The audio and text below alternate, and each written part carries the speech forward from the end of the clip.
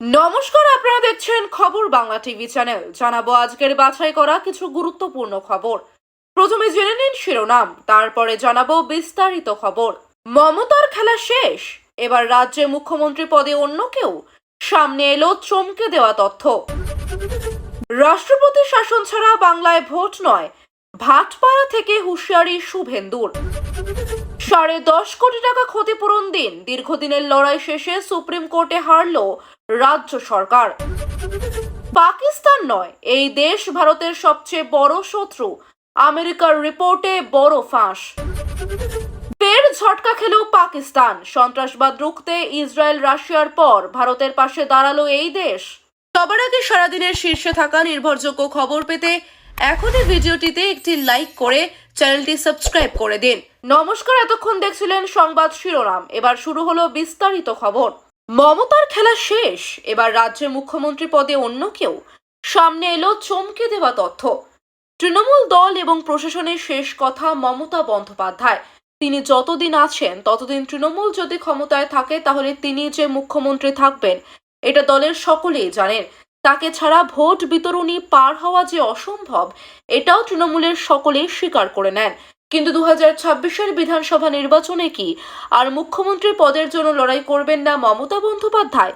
ইতিমধ্যেই সেই ব্যাপারে যে ভয়ঙ্কর তথ্য সামনে এসেছে তা নিয়ে উত্তাল গোটা বঙ্গ রাজনীতি। বিশেষ সূত্র মারফত খবর, ইতিমধ্যেই সমাজ মাধ্যমে একটি জল্পনা তৈরি হয়েছে যেখানে আগামী বিধানসভায় আর মুখ্যমন্ত্রী পদের জন্য দাঁড়াবেন না মমতা বন্দ্যোপাধ্যায়, এরকমটাই শোনা যাচ্ছে। আর এই তথ্য নিয়েই চমকে উঠেছে তৃণমূলের একটা অংশ। তাদের বক্তব্য, মমতা বন্দ্যোপাধ্যায় ছাড়া দল অচল, তিনি ছাড়া অন্য কোনো মুখ নেই। তাই এই সমস্ত বিষয় একেবারেই অমূলক বলেই দাবি করছেন তারা। এদিকে এই ভয়ঙ্কর তথ্য নিয়ে জল্পনা তৈরি হতেই কটাক্ষ ছুড়ে দিচ্ছে বিরোধীরা। তাদের বক্তব্য, তৃণমূল দলে ক্ষমতার ভর কেন্দ্রে কে যাবেন তা নিয়ে ঠান্ডা লড়াই চলছে। বাইরে যতই তারা ঐক্যবদ্ধ দেখানোর চেষ্টা করুক না কেন, তলায় তলায় মুসুল পর্ব শুরু হয়ে গিয়েছে, যার ফলস্বরূপ পিসের বিরুদ্ধে গোষ্ঠীর অনুগামীরাই হয়তো কোনো যুবরাজ্যের হয়ে এই ধরনের খবর রটিয়ে দিচ্ছে। আর তৃণমূলের এই লড়াইয়েই আগামী দিনে তাদের বিসর্জন হবে বলে দাবি বিরোধীদের। তবে বিশেষজ্ঞদের প্রশ্ন, হঠাৎ করে জল্পনা উঠছে কেন? তৃণমূল দলে যেখানে মমতা বন্দ্যোপাধ্যায়ের শেষ কথা, তার ওপরে কথা বলার মতো কোনো লোক নেই, সেখানে তিনি আর মুখ্যমন্ত্রী পদে দাঁড়াবেন না 26-এর ভোটে, এরকম জল্পনা যারা তৈরি করছেন তাদের সাহস তো বলিহারি। অনেকে বলছেন, তাহলে দলের ভেতর থেকে কেউ বা কারা আছে যারা সেই সমস্ত বিষয় নিয়ে উস্কে দিচ্ছে? কিন্তু কারা তারা? তাহলে কি সত্যি 26-এর ভোটে মমতা বন্দ্যোপাধ্যায়ের বদলে অন্য কোনো মুখ আসতে চলেছে তৃণমূলে? জল্পনা ক্রমশ ঊর্ধ্বমুখী বঙ্গ রাজনীতিতে। রাষ্ট্রপতি শাসন ছাড়া বাংলায় ভোট নয়, ভাটপাড়া থেকে হুঁশিয়ারি শুভেন্দুর। 2025 সালের শেষে বা 2026 সালের শুরুতে অনুষ্ঠিত হতে চলেছে পশ্চিমবঙ্গের বিধানসভা নির্বাচন। তার আগেই রাজ্যের রাজনৈতিক মঞ্চ উত্তপ্ত হয়ে উঠছে। রাজ্যের বিরোধী দলনেতা শুভেন্দু অধিকারীর সাম্প্রতিক মন্তব্য নতুন করে আলোচনার কেন্দ্রবিন্দুতে এসেছে। ভাটপাড়ায় বিজেপির এক মিছিলে তিনি বলেন, বাংলায় নির্বাচন অবাধ ও নিরপেক্ষ করতে হলে কেন্দ্রীয় সরকারের হস্তক্ষেপ প্রয়োজন। শুধু তাই নয়, তিনি নির্বাচন কমিশনকে বিশেষ দাওয়াই প্রয়োগ করার আহ্বান জানান। শুভেন্দুর মতে বর্তমানে বাংলার রাজনৈতিক পরিবেশ স্বাভাবিক নয়। অনেক জায়গায়, বিশেষ করে 60 থেকে 70টি আসনে মানুষ ভোট দিতে পারেন না। সেই কারণে তিনি নির্বাচনকালে 2 মাসের জন্য রাষ্ট্রপতি শাসন জারির দাবি জানান। তার বক্তব্য, বাংলায় এমন অনেক কেন্দ্র আছে যেখানে ভোটই হয় না। কমিশন যদি রাষ্ট্রপতি শাসনের অধীনে ভোট করায় তবে নিরপেক্ষ নির্বাচন সম্ভব। এখানেই থেমে না গিয়ে শুভেন্দু অতীতের উদাহরণও টানেন। তিনি বলেন, 2011 সালে নির্বাচন কমিশন যেভাবে ভোট পরিচালনা করেছিল, সিপিএম এর একটাও দোর্দণ্ড প্রতাপ নেতা বা গুন্ডা রাস্তায় নামতে পারেনি। তেমন নির্বাচন হলে তৃণমূল কংগ্রেসের পক্ষে ফেরার রাস্তা থাকবে না। এখানেই আসে বিশেষ দাওয়াই এর প্রসঙ্গ। তার মতে বাংলার রাজনৈতিক সংস্কৃতি ভিন্ন, তাই এখানকার জন্য আলাদা ব্যবস্থা দরকার। নির্বাচন কমিশনের হাতে সেই ক্ষমতা আছে। শুভেন্দুর এই বক্তব্য নিছক রাজনৈতিক চাপ প্রয়োগের কৌশল, নাকি এর পেছনে বাস্তব পরিস্থিতির প্রতিফলন রয়েছে তা নিয়ে রাজনৈতিক মহলে বিতর্ক শুরু হয়েছে। একদিকে তৃণমূল কংগ্রেস এই দাবিকে ভয়ের প্রতিচ্ছবি বলে উল্লেখ করেছে। তাদের বক্তব্য, বিজেপি বুঝে গেছে তারা বাংলায় জনগণের সমর্থন হারিয়েছে, তাই তারা নির্বাচনকে নিয়ন্ত্রণে আনতে কেন্দ্রীয় হস্তক্ষেপ চায়। অন্যদিকে বিজেপির মতে তৃণমূল ভোটের নামে সন্ত্রাস চালায়, প্রশাসনকে ব্যবহার করে বিরোধীদের কোণঠাসা করে দেয়। তাই রাষ্ট্রপতির শাসন ও কঠোর নির্বাচন কমিশনের হস্তক্ষেপই একমাত্র সমাধান। বিশেষজ্ঞদের একান্ত মনে করছেন শুভেন্দুর এই দাবির মাধ্যমে বিজেপি বাংলায় 2026 সালের নির্বাচনের প্রেক্ষাপট তৈরি করতে চাইছে। অতীতে 2011 সালে সিপিএম সরকারের বিরুদ্ধে জনমত গড়ে তুলেছিল তৃণমূল। সেই সময় নির্বাচন কমিশনের ভূমিকা গুরুত্বপূর্ণ ছিল। সেই অভিজ্ঞতা থেকে শিক্ষা নিয়েই এখন শুভেন্দু চাইছেন 2026 সালে নির্বাচনেও কমিশন কঠোর ভূমিকা পালন করুক। তবে বাস্তবটা অন্যরকমও হতে পারে। রাষ্ট্রপতির শাসন জারি করা মোটেই সহজ বিষয় নয়। সংবিধানের 356 ধারা অনুযায়ী কোনো রাজ্য সাংবিধানিক সংকট তৈরি হলে এবং রাজ্য সরকার যদি ব্যর্থ হয় আইন শৃঙ্খলা বজায় রাখতে, তখনই রাষ্ট্রপতির শাসন জারি হতে পারে। শুধু রাজনৈতিক মন্তব্যের ভিত্তিতে এই দাবি কার্যকর হওয়া সম্ভব নয়। এদিকে নির্বাচন কমিশন সাধারণত তার নিজস্ব পদ্ধতিতেই ভোট পরিচালনা করে এবং যেখানে প্রয়োজন সেখানে কেন্দ্রীয় বাহিনী মোতায়েন করে। ফলে কমিশন কিভাবে বিশেষ দাওয়াই প্রয়োগ করবে তারও নির্দিষ্ট দিক নির্দেশনা প্রয়োজন। সব মিলিয়ে বলা যায় শুভেন্দু অধিকারীর এই বক্তব্য একদিকে যেমন রাজনৈতিক কৌশল, তেমনি অন্যদিকে ভবিষ্যৎ নির্বাচনে কেন্দ্রীয় হস্তক্ষেপ ও নিরাপত্তা জোরদার করার একটি ইঙ্গিত বটে। আগামী দিনে নির্বাচন যতই ঘনিয়ে আসবে ততই এই বিতর্ক আরও জোরদার হবে বলেই মনে করছে রাজনৈতিক মহল। 10.5 কোটি টাকা ক্ষতিপূরণ দিন, দীর্ঘদিনের লড়াই শেষে সুপ্রিম কোর্টে হারল রাজ্য সরকার। একের পর এক ধাক্কা রাজ্যের। একই এসএসসি ইস্যুতে জর্জরিত রাজ্য সরকার, তার উপর সম্প্রতি ডিএ মামলায় বড়সড় ধাক্কা খেয়েছে রাজ্য। এরই মধ্যে সুপ্রিম কোর্টে ফের হারল মমতার সরকার। রাজ্য সরকার এবং সাঁইথিয়া পুরসভার মধ্যে দীর্ঘ লড়াই চলছিল। সবশেষে জয় ছিনিয়ে নিল পুরসভা। সুপ্রিম কোর্টে ধাক্কা রাজ্যের। সুপ্রিম কোর্টের নির্দেশ, রাজ্যকে 10 কোটি 53 লক্ষ টাকা ক্ষতিপূরণ দিতে হবে। মমতা সরকারকে 10 কোটি 53 লক্ষ টাকা ক্ষতিপূরণের নির্দেশ সুপ্রিম কোর্টের।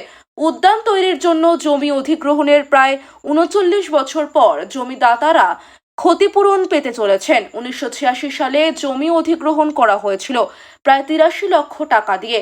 সেই সময় সাঁইথিয়ায় কমিউনিটি হল এবং শিশুদের খেলার জায়গার জন্য জমি অধিগ্রহণ করা হয়েছিল। প্রাক্তন রাষ্ট্রপতি প্রণব মুখোপাধ্যায় এই উদ্যান তৈরির জন্য সংসদ তহবিল থেকে টাকা দিয়েছিলেন। সম্প্রতি বিজ্ঞপ্তি দিয়ে রাজ্য সরকার ক্ষতিপূরণের বিষয়টি জানিয়েছে। এই প্রসঙ্গে সাঁইথিয়া পুরসভার তরফে আইনজীবী আশিস চৌধুরী জানান, মামলাটি দীর্ঘদিন কলকাতা হাইকোর্টে বিচারাধীন ছিল। সুপ্রিম কোর্টে শুনানি হয়েছে। জমিটি অধিগ্রহণের সময় পৌরসভা অধিগ্রহণ বাবদ ক্ষতিপূরণ দিয়েছিল। তাই এখন পুরসভার নতুন করে টাকা দেওয়ার প্রশ্ন। আইনজীবী বলেন, সুপ্রিম কোর্টে আমাদের বক্তব্য গ্রাহ্য হয়েছে। রাজ্যকেই সম্পূর্ণ ক্ষতিপূরণ দেওয়ার নির্দেশ দিয়েছে সর্বোচ্চ আদালত। সব মিলিয়ে সুপ্রিম কোর্টে ধাক্কায় অস্বস্তি বাড়ল রাজ্য সরকারের। পাকিস্তান নয়, এই দেশ ভারতের সবচেয়ে বড় শত্রু। আমেরিকার রিপোর্টে বড় ফাঁস। পাকিস্তান নিয়ে দশকের পর দশক ধরে কেন্দ্রীভূত ভারতের পররাষ্ট্র ও প্রতিরক্ষা নীতি এখন এক নতুন মোড়ে দাঁড়িয়ে আছে।